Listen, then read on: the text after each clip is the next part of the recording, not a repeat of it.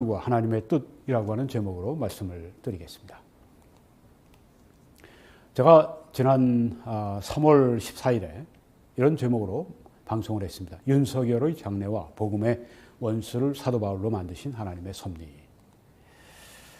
네, 이제 한 거의 8개월 만에 다시 윤석열 대통령 후보에 대해서 말씀을 여러분에게 드리게 됐는데 몇 가지로 제가 짚어서 말씀드리겠습니다.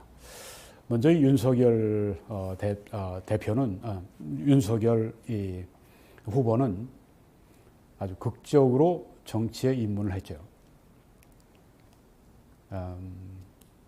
작년 12월 22일에 난 기사입니다. 김대중 칼럼에 윤석열을 주목한다. 제가 하이라이트만 좀 말씀드리겠습니다. 김대중 씨야 뭐 한국의 제일 유명한 그런 논설가 중에 한 사람이죠. 결국 그의 인기는 그의 용기, 철학, 신념, 정의감에 감동받은 국민들의 자발적 평가인 셈이다. 그리고 문정권의 좌파 독재에 대한 반작용이기도 하다. 한마디로 대통령을 상대로 소송을 건 것이다. 관료 사회의 권위주의적 구조가 극심한 우리나라에서 장관급이 대통령을 상대로 소송을 제기하는 것은 내 기억으로는 처음 있는 일이다. 저런 용기와 배짱이 어디서 나왔을까? 네. 대통령을 상대로 소송을 건 최초의 인물이 한국 역사상 최초의 인물이 바로 이 윤석열이라고 하는 것입니다. 친박은 그가 박근혜 정부를 넘어뜨린 원인 제공자라며 거부 반응을 보이는데 윤 총장으로서는 그것이 박근혜 이명박 정권이건 문재인 정권이건 가리지 않고 같은 잣대를 들이댄 원칙론자라는 것을 간구한 것이다. 네, 이 윤 총장이 문재인 정권의 검찰총장이었죠. 검찰총장으로 발탁될 때 문재인 남쪽 대통령의 측근들이 내부적으로 그런 얘기를 했답니다.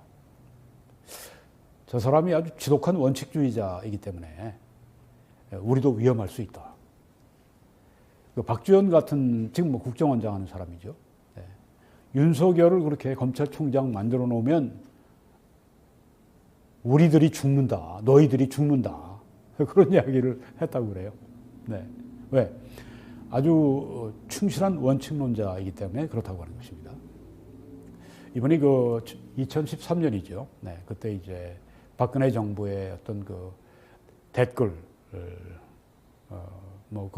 그것에 대한 수사를 하다가 이제 좌천돼서 지방으로, 대구인가로 이제 보내지고, 그러다가 이제 변호사로 이제 검사 그만두고 이제 나오고, 또 이렇게 보면 어느 날 이제 변호사로 활동을 하다가 검찰청에 들어갔는데 엘리베이터를 타고 가는데 아마 누가 이제 짜장면을 시켰던가 봐요.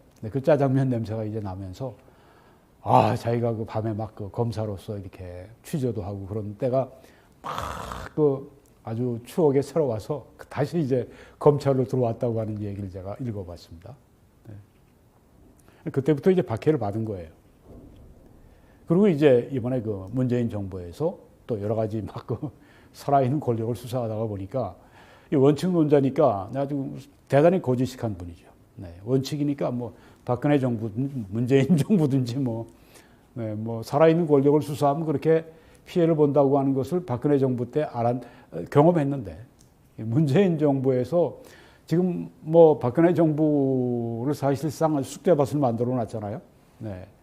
그 이전에 보수 이명박 대통령까지 구속을 하는 그 일을 하는데 이분이 모든 일을 총괄을 했으니까 보수로 볼 때는 원수 중에 원수죠. 네. 적장 중에 적장이고. 자, 이런 윤 총장이 한 것을 보면 똑같다 그거죠.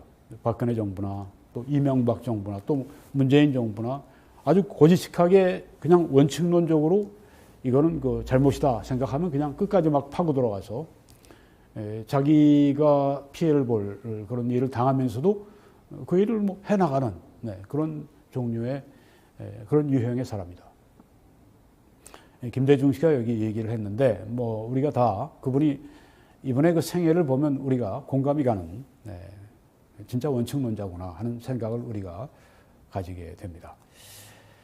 그 윤석열 씨가 1월 21일 날 대통령 그 후보로서 14.6% 지지를 받았는데 한 두 달도 안 돼서 3월 5일 날 32.4%로 이렇게 대통령이 되면 뽑겠다고 하는 지지율이 올랐다고 하는 겁니다. 거의 두 배 넘게 올랐네요. 네. 그리고 이제 3월 8일 날 사퇴한 윤석열 대선 지지율 32% 1위 이재명도 제쳤다. 네, 아주 정말 매우 급속도로 지금 정치권에 입문하는 걸 볼 수가 있습니다. 그리고 3월 11일 날 3일 후에 국민의힘이든 제3세력이든 윤석열이 지지율이 45% 나오니 어떻게 3일 만에 32%에서 45%가 됩니까? 하여튼 네, 이렇게 조선닷컴에 나온 걸 제가 인용을 해드립니다. 굉장히 정치권으로 좀 빨리 들어오고 있습니다. 같은 3월 11일 날 친박 김재원 전 의원이 악마면 어떠냐? 윤석열을 안고 가자 이렇게 했습니다. 지금 이분이 의원을 하고 있지는 않죠. 네.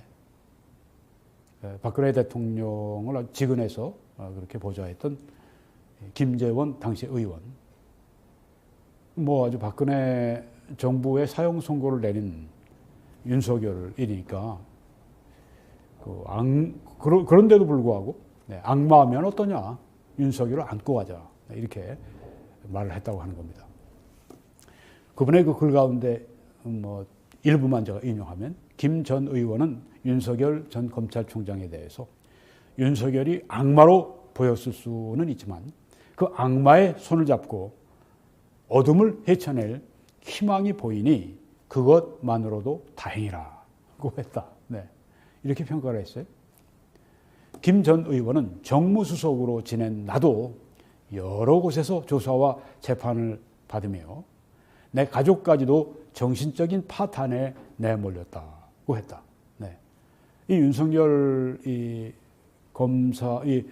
검사팀에 의해서 아주 이렇게 자기도 곤욕을 치렀다. 그리고 너무 힘들고 괴로워서 혼절하기도 했다. 기절도 했다고 하네요. 네.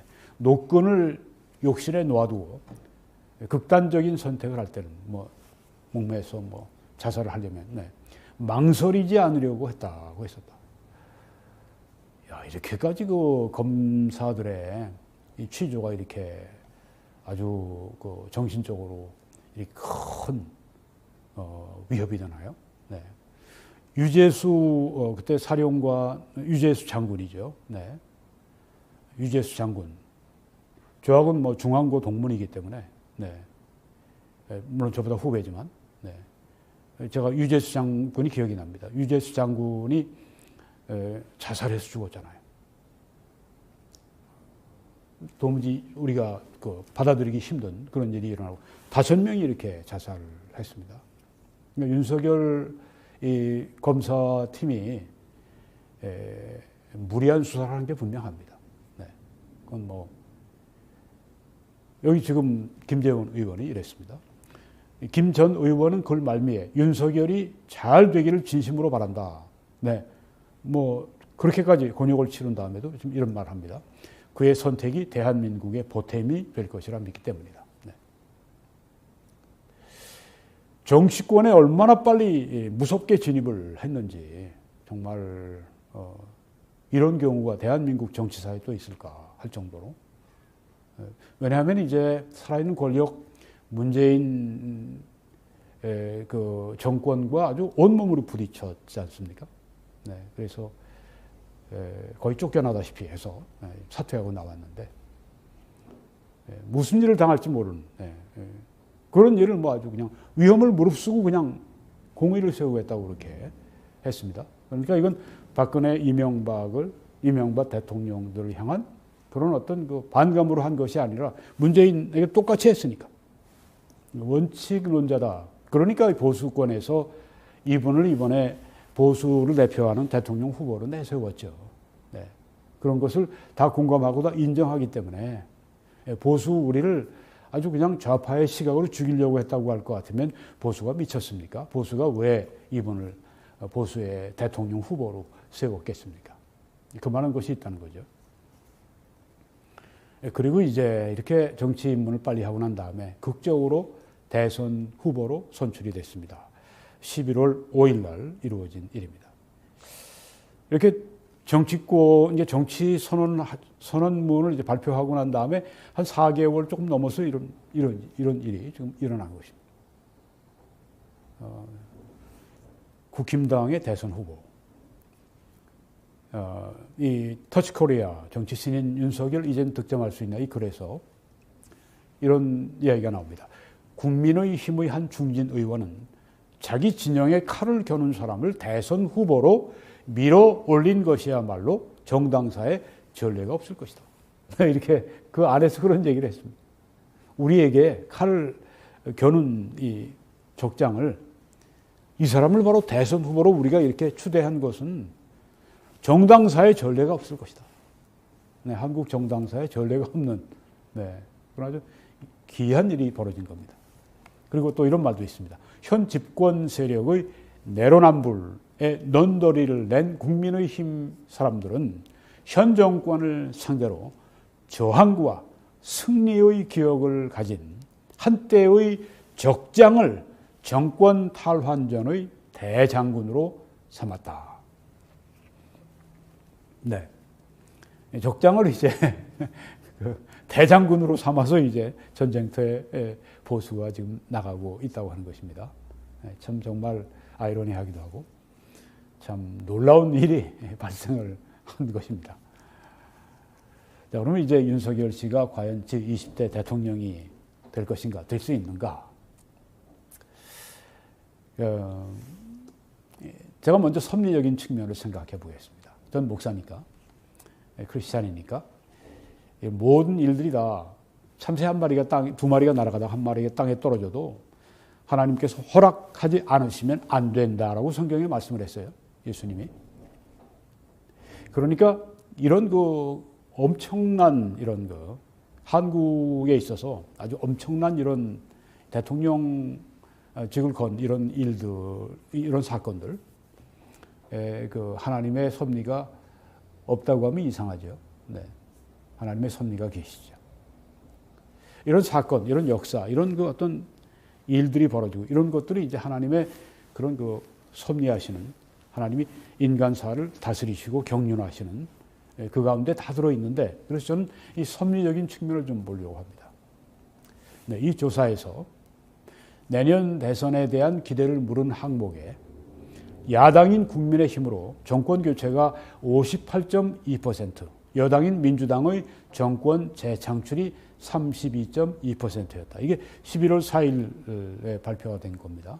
조선닷컴에 난 기사입니다. 정권을 교체하자고 하는 게 거의 60%가 됩니다. 국민이 지금 한국 국민이. 계속 이 문재인 정권 이런 좌파 정권을 다시 재창출하자고 하는 것은 32.2%. 그럼 뭐 좀 이렇게 약간 더 가미를 하면 거의 2배가 많은 거예요. 정권을 교체하자. 언제 이랬습니까? 아니 불과 그 1년 한 반 전인가? 네, 2020년이죠. 2020년 4월이죠. 네, 그때 4월 15일이죠. 그때 이 국회의원 선거를 했을 때 180석 이상을 가져갔습니다. 좌파가. 다 완전히 끝난 것으로 생각했습니다. 이제는 보수는 완전히 이제는 진짜 아주 전멸을 했다. 아주 괴멸을 했다. 끝난 것이다. 한국은 이제 그 대한민국은 좌파 대한민국이 된 것이다. 사법부도 그렇고 문화계도 그렇고 언론계도 그렇고 뭐 청와대도 그렇고 사법부, 입법부 뭐 다 완전히 좌파가 가져갔기 때문에 완전히 이건 기울어져도 완전히 그냥 정말 아주 급격하게 기울어진 운동장이 되었을 때 그때 참 보수가 절망했죠. 그리고 그때 많은 분들이 아유 더 이상 이제 태극기 들 힘도 없다. 더 이상 아주 그냥 지쳐버린 그런 분들이 참 많아요. 그리고 아주 뭐 그쪽에서 뭐 20년 집권한다, 앞으로 100년 집권한다, 아주 큰 소리 똥똥 치고 기고만장하고, 네. 그것 때문에 또 그럴 것 같으니까 또 마음들이 상하고. 지금은 어떻게 바뀌었습니까? 1년 반, 거의 2배로 정권을 교체하자. 기적 같은 일이죠. 네. 근데 이건 뭐 사실은 이 좌파 문 정권에서 또 그리고 또 그 세력이 주사파 586 운동권이 스스로 자기네 골대에다 골을 막 집어넣은 거예요. 차놓은 거예요. 왜? 부패하지. 또 그 여러 가지 비리가 많지. 내로남불하지. 아주 넌덜머리를 낸 겁니다. 국민들이. 네, 정말 아주 진짜 뭐 공정과 정의를 뭐 그렇게 이루는 세상이 되게 하겠다고 뭐 큰 소리 빵빵 치고 뭐 아주 미사여구 다 써가면서 그냥 뭐 급진적으로 막 바꿔가는 곳에도 사람들이 그냥 따라가다가 하다 보니까 진짜 이건 정말 못 보겠거든요. 게다가 이것이 이 젊은 특별히 20세대, 2030, 특별히 20세대에는 이건 정말 절망적입니다. 저들이 저럴수록 그들에겐 절망이에요. 왜? 사실 저 2030 세대에 누릴 것들을 다 뺏어가니까 그들이 앞으로 빚 갚으라고 다 자기들이 돈 뿌리기 하고 뭐 그러니까 얘네들이 정신을 좀 차리고 나니까 이거 안 되겠다 생각이 된 거예요. 그러니까 반기를 든 겁니다. 그것까지는 생각을 못했어요. 이 주사파 정부가. 그리고 마음대로 우리가 요리해도 마음대로 우리가 원하는 대로 요리해서 먹을 수 있다고 생각했습니다. 이런 일이 지금 벌어졌습니다. 하나님께서 그냥 그들이 죄를 마음대로 짓고 부패하고 저들이 저렇게 불공정하고 의롭지 못하고 뭐 성적인 범죄하고 뭐 부산시장이니 뭐 등등 말이죠. 이 서울시장도 그렇고 뭐 그냥 뭐 타락이 막 그냥 아주 문드러지고 그럴 때 하나님이 그냥 그 죄 가운데 살도록 놔두셨습니다.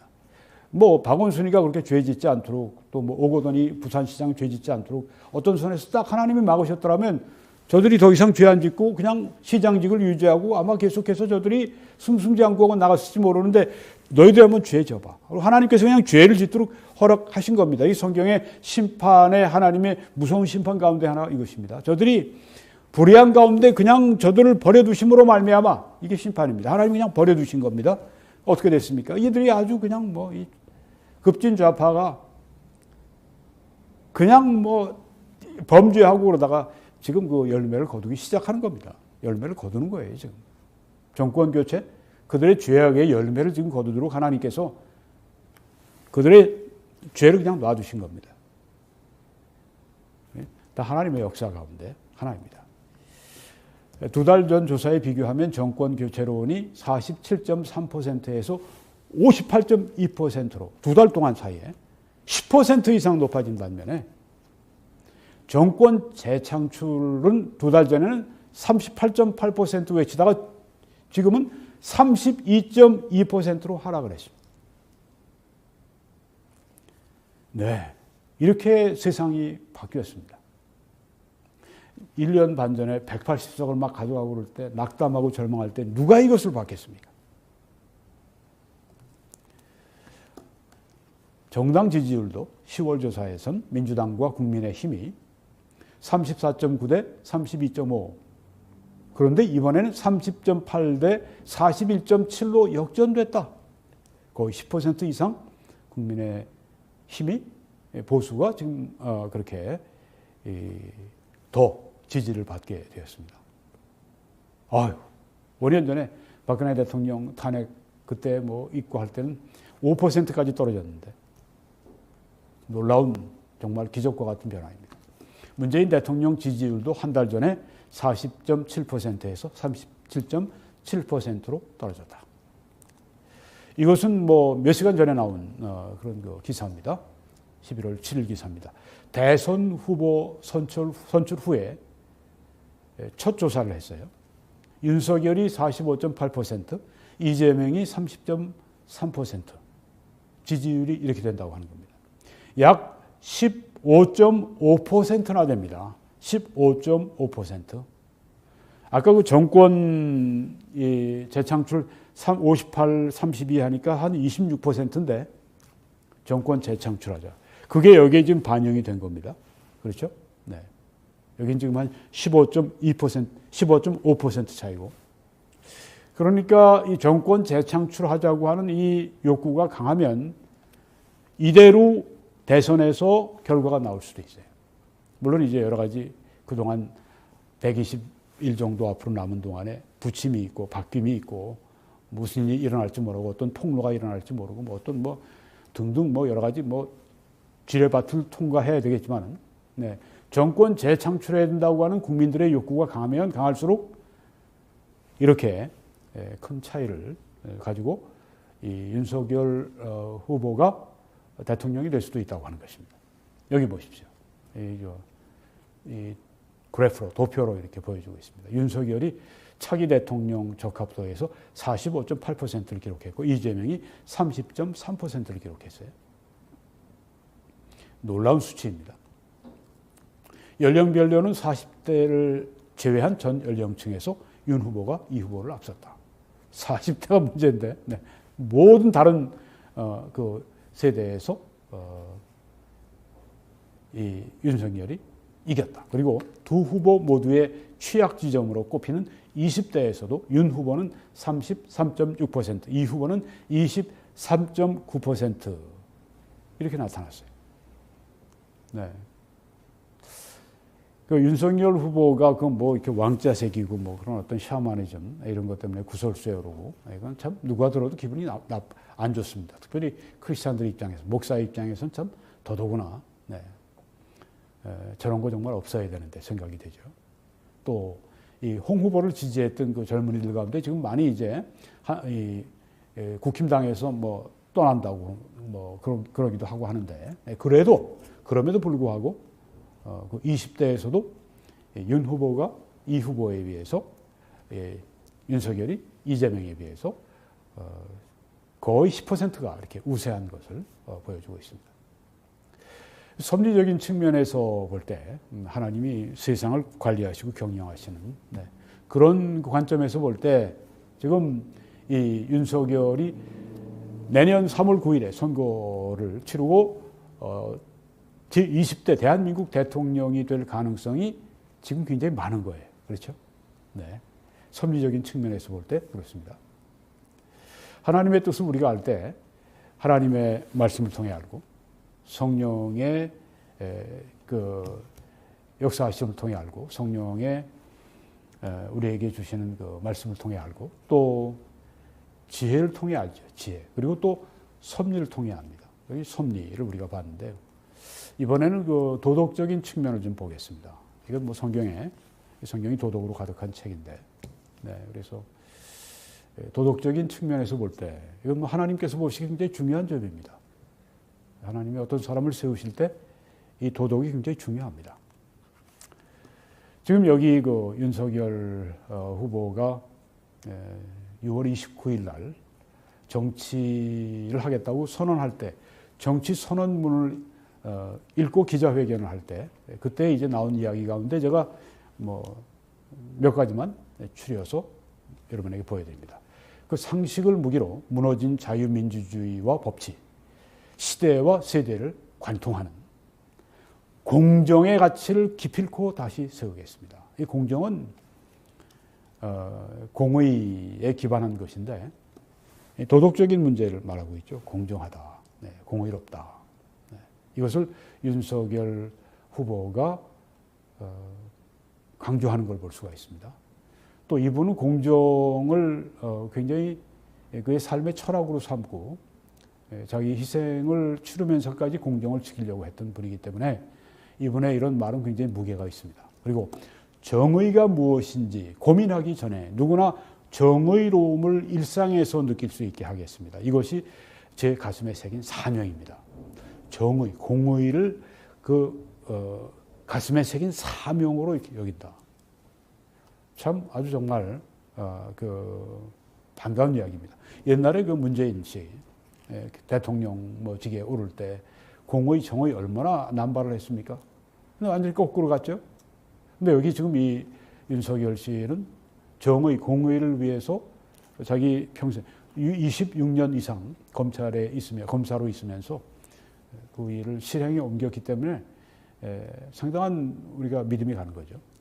또 국민을 내 편, 네 편으로 갈라 상식과 공정 얘기 또 나옵니다. 법치를 내팽개쳐 나라의 근간을 무너뜨리고 국민을 좌절과 분노에 빠지게 했습니다. 아주 이번에 시국관을 여기 잘 보여주고 있습니다. 공정이 무너졌다. 이 정권이 저지른 무도한 행태는 일일이 나열하기도 어렵습니다.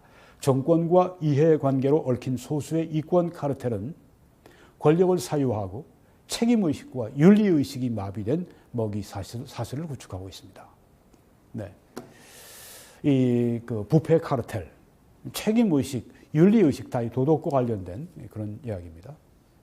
공의를 잃고 의로움을 잃은 그런 정권이다.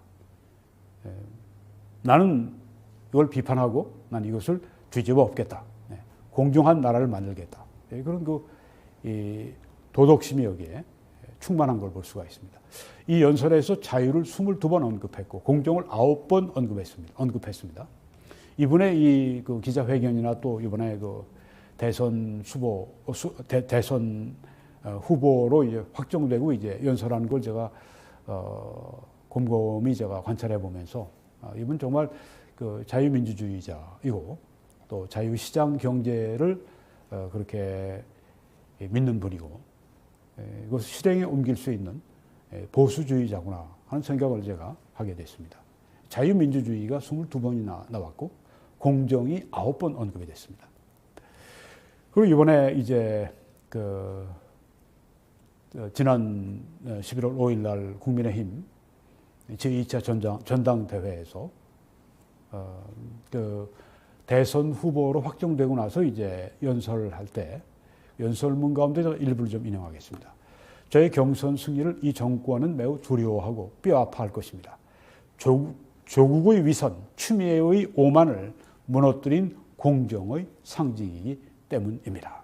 공정이 또 나오죠. 네, 도덕입니다. 공정과 정의를 다시 세우겠습니다. 우리 사회가 공정과 상식에 입각해서 돌아가고 있다는 것에 대한 믿음, 그 신뢰라는 사회적 자본이 공정, 정의, 공정 계속 나오고 있습니다. 이 도덕을 지금 말하고 있습니다. 우리 사회의 많은 문제를 해결하고 우리 사회의 성장과 번영을 이루는 토대가 됩니다. 곳곳에 둥지를 튼 권력의 새로운 적폐, 부패의 카르텔을 혁파하겠습니다. 네, 이 도덕적인 문제에 대해서 아주 집중적으로 지금 여기에 말을 하는 걸 볼 수 있습니다. 이분은 참 그래서 공정의 옹호자가 되겠다. 아주 공정의 화신같이 그렇게 많은 사람들이 지금 보고 있습니다. 한국의 이 허물어진 공정을 공의를 다시 세울 수 있는 그런 인물이다. 이렇게 다수가 그렇게 생각을 하고 이분을 대통령 후보로 그래서 세운 것입니다. 네, 이분이 대통령이 된다면 아마 한국이 지금 이렇게 무너지고 공정이 무너지고 또 불의하고 부패하고 이런 데서 확 뒤집어지는 그런 역사가 나타나겠다 하는 그런 기대를 가져보게 됩니다.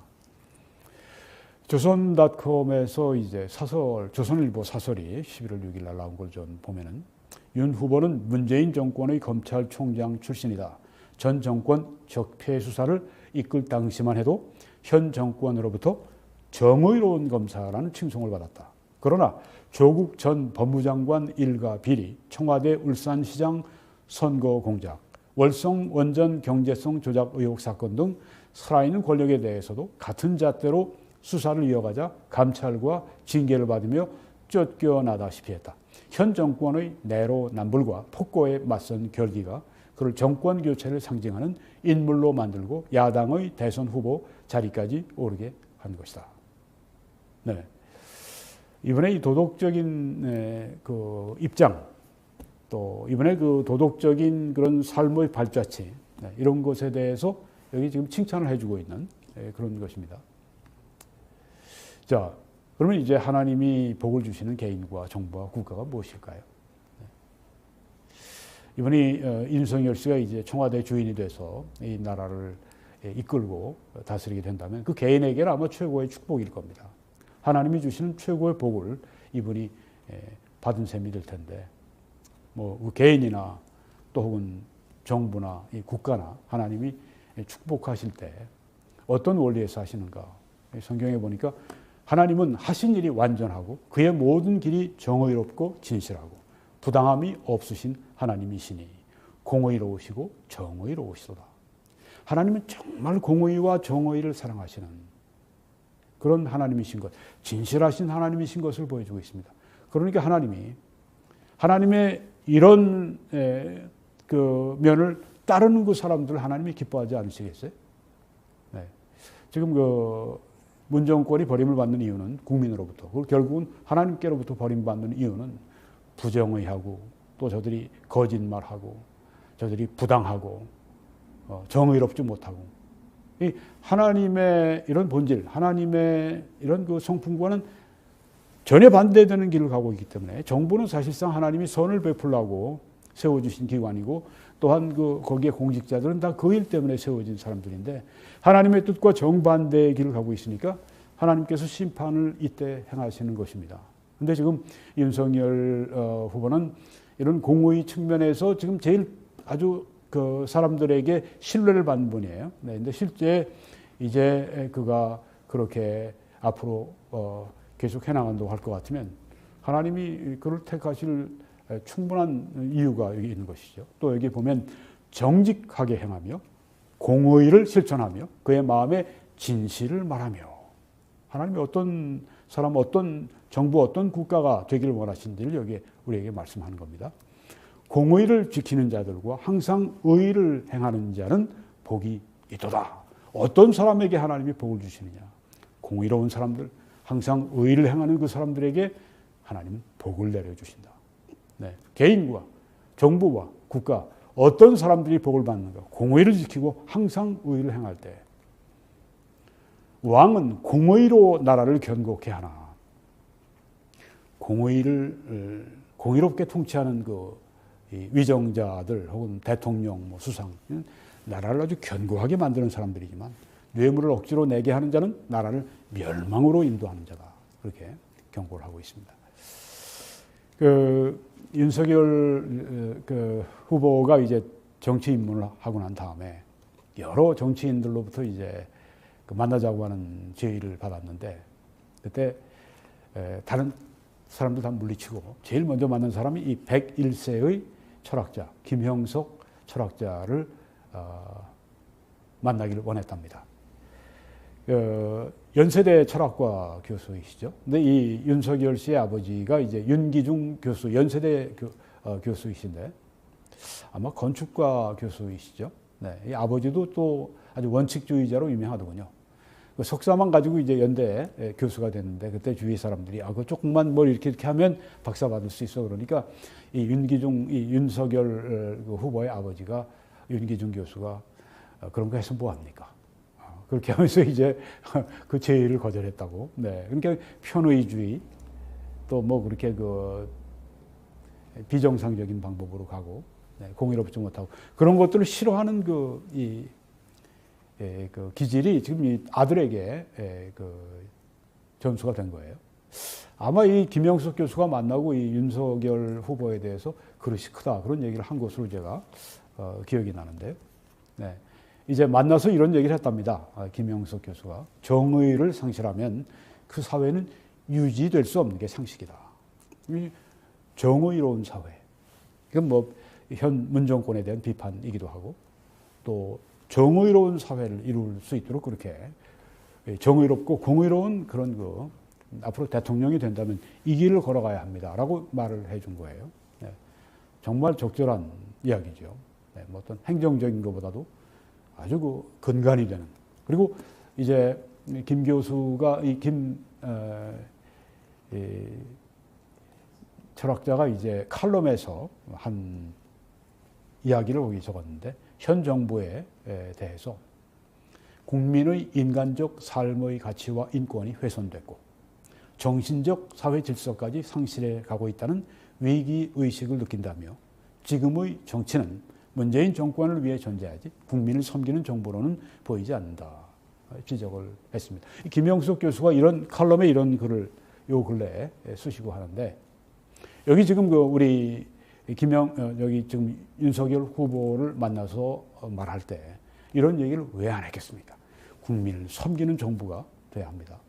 그리고 인간적인 삶의 가치와 인권을 증진시키고 또 정신적인 사회 질서를 진작하는 이런 정치를 해야 합니다. 이 얘기를 왜 안 했겠습니까? 이분의 마음속에 있는 말을 이 글로 썼는데요. 이게 다 도덕적인 그런 문제입니다. 이 도덕성에 있어서 윤석열 후보가 만약에 그 고든 길을 걸어간다고 할 것 같으면 하나님의 축복을 받을 수 있는 그런 분이 되죠. 네.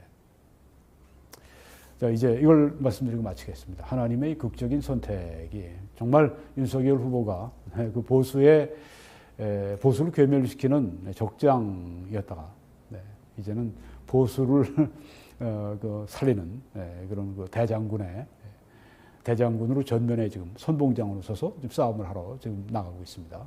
네. 대통령이 된다고 할 것 같으면 정말 아주 극적인 그런 스토리죠. 네, 정말 어디 뭐 영화에서나 소설에서나 볼 수 있는 그런 아주 극적인 스토리입니다. 이런 극적인 스토리가 우리 역사 가운데, 일상 가운데 일어나는 때가 있습니다. 이 두 분, 여기 사도 바울과 윤석열을 뭐 영적으로 비교하는 건 아니에요. 영적으로 비교할 만한 그런 상대가 아니죠. 네, 그냥 각 분야에서 하나님의 극적인 선택이 있었다.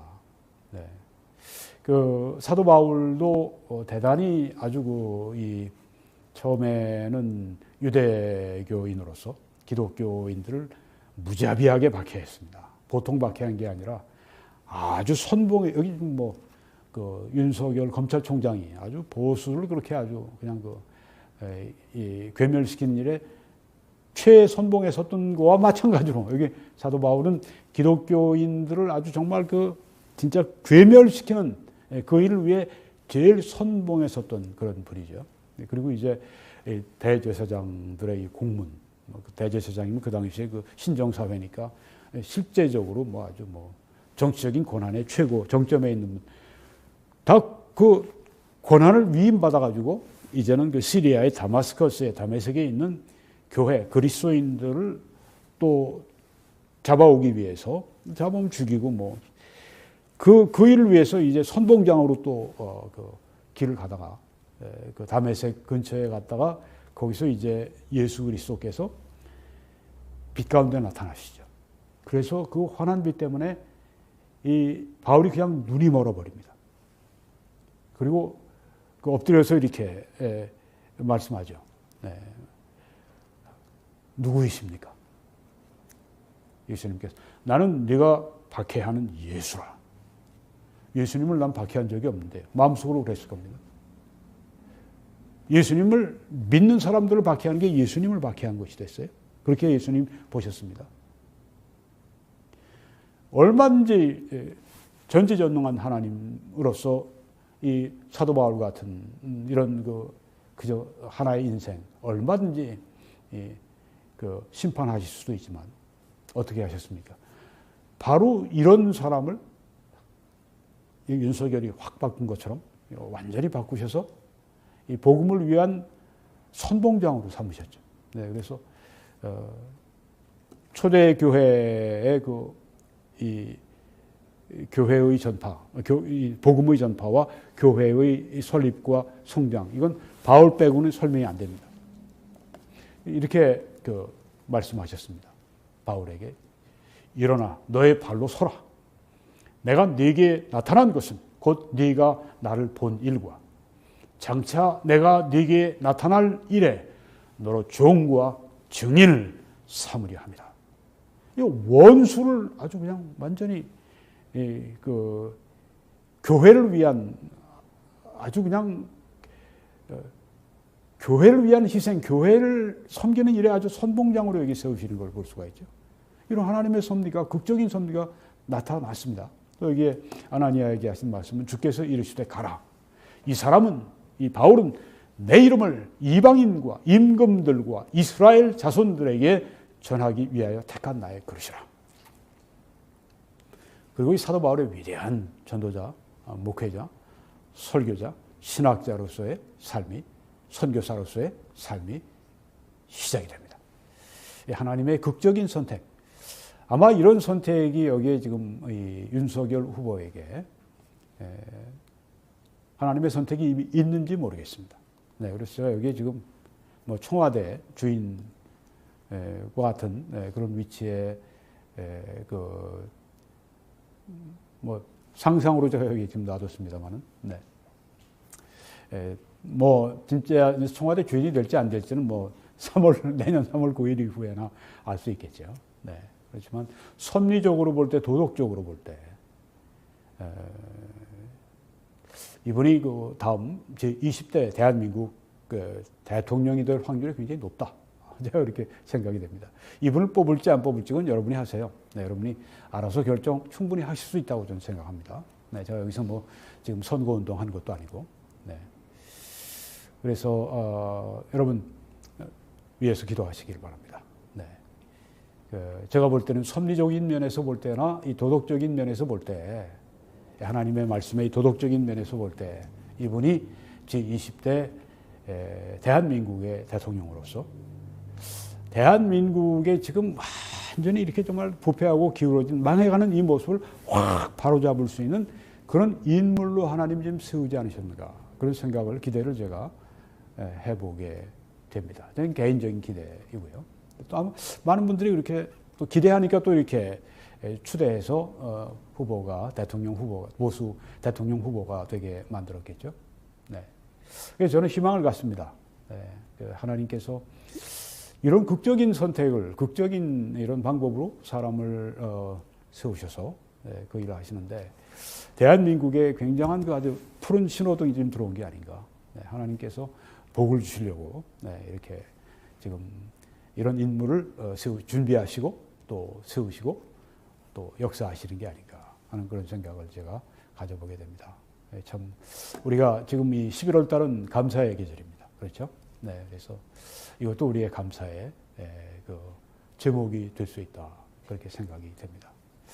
여러분, 아직까지 여러분 가운데 예수님을 당신 개인의 구주로 영접하지 않으신 분들이 계세요. 그렇게 하십시오. 믿으세요. 예수님 나의 죄를 위해 십자가에 피 흘려 죽으시고 사흘 만에 다시 죽은 자 가운데서 부활하셔서 나의 구주이심을 그렇게 보여주신 예수 그리스도를 믿으시고 구원받으십시오. 예수 그리스도의 피가 흘리신 피가, 십자가에서 흘리신 피가 바로 당신의 모든 죄를 사하시는 근거가 되었습니다. 예수님은 하나님이십니다. 하나님으로서 우리의 죄를 위해 십자가에서 못 박혀 죽으시고 대속의 죽음을 성경에 약속하신 대로 하셨기 때문에 예수님의 죽음은 우리의 모든 죄를 다 사하시고도 남았습니다. 그리고 부활하심으로 사심을 증명해 주셨습니다. 여러분이 오늘 이 시간에 이 말씀을 들으시면서 믿고 싶은 생각이 드시면 이건 하나님의 정하신 뜻이고 하나님의 역사입니다. 믿으십시오. 빨리 믿으시고, 예수님 빨리 믿으시고 그 주님의 사랑과 은혜 가운데 성장하십시오. 그렇게 해서 하나님의 기뻐하시는 사람이 되시고 하나님의 복을 받으시고 하나님의 복을 다른 사람들에게 전해주시는 그런 분이 되시기 바랍니다. 우선 예수님을 마음속에 믿고 영접하시고 구원받으십시오. 이 사역을 위해 함께 기도해 주시고 전파해 주시고 동영상도 좀 알려주시고 헌금해 주심으로 함께 사역에 동참해 주시는 분들 감사를 드립니다. 또 더 많은 분들이 동참해 주셔서 하나님의 일에 함께 해 주시기 바랍니다. 그런 분들에게 이 축복의 말씀을 드리고 마치겠습니다. 하나님이 능히 모든 은혜를 너희에게 넘치게 하실 수 있으니 이는 너희로 모든 일에 항상 모든 것이 넉넉하여 모든 착한 일을 넘치게 하게 하려 하심이라. 그리고 여호와는 네게 복을 주시고 너를 지키시기를 원하며 여호와는 그의 얼굴을 네게 비추사 은혜 베푸시기를 원하며 여호와는 그 얼굴을 내게로 향하여 드사 평강 주시기를 원하노라. 주라 그리하면 너희에게 줄 것이니 곧 후히 되어 누르고 흔들어 넘치도록 하여 너희에게 안겨 주리라. 너희가 헤아리는 그 헤아림으로 너희도 헤아림을 도로 받을 것이니라. 이 놀라운 축복의 말씀이 모든 이 말씀이 여러분의 것이 되기를 바랍니다. 하나님께서 놀라운 방법으로 이렇게 복을 주시기를 간절히 축원합니다.